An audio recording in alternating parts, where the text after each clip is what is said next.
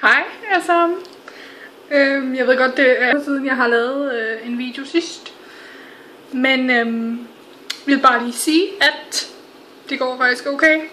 De første par uger har været sådan rimelig hårde at komme igennem, og der har været lidt hjemmevæg og sådan lidt forskelligt, men jeg synes det går meget godt nu.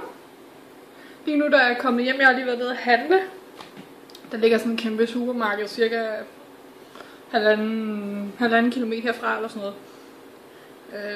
Jeg vil godt nok sige, det er lidt af en prøvelse at skal ud og købe ind selv. For det første så fatter jeg ikke en meter af, hvad der er nogen som helst der siger.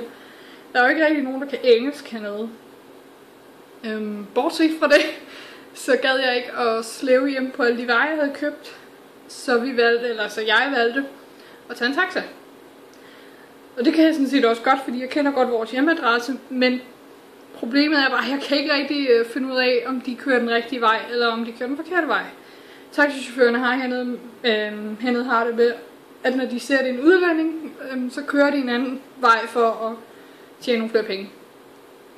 Men ham jeg kørte med, det virkede som om det var fint nok. Jeg kom til at betale 36.000 for at komme hjem.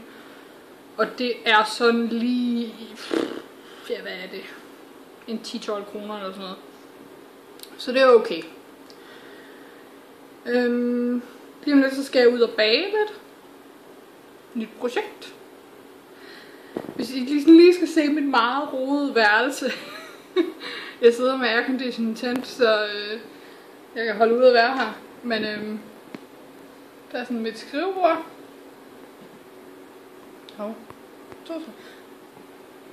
Jeg vender lige kameraet, hvis jeg kan det. Det kan jeg nok ikke. Nå, gip. Ja, her der er vi så optimistiske, så vi hænger håndklæder på væggen, fordi vi har ikke noget tøjstativ.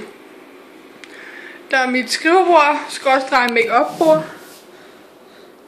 Og et klædeskab, som er mega rodet. Og tøj alle vegne.